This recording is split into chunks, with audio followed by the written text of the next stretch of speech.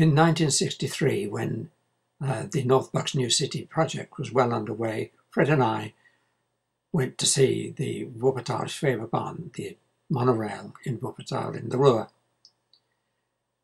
And here you can see the train coming into a station, electrically driven, steel wheels running on a steel rail with a steel superstructure running over the real Wupper.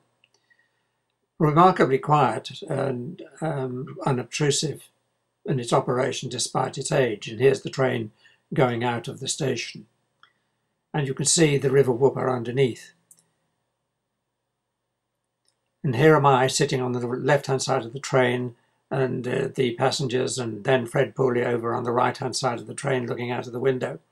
And we're coming into one of the rail stations of the monorail, and you can see it has a kind of a supporting structure underneath with wire mesh in between to prevent passengers falling down and into the river. When you get to the end of the line, the train runs into a special building, and within that building there is a transporter which shifts the train over onto the other line.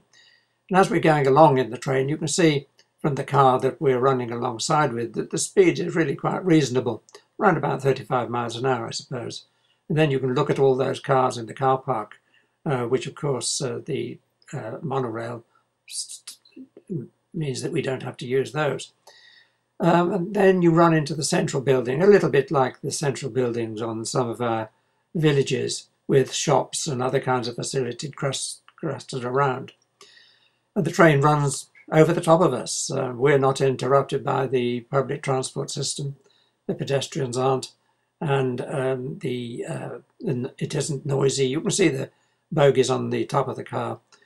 And of course, it's also a little bit of a local transport exchange. And there you can see the train running off into the distance. Been running for 40 years. Not such a stupid idea, really, is it?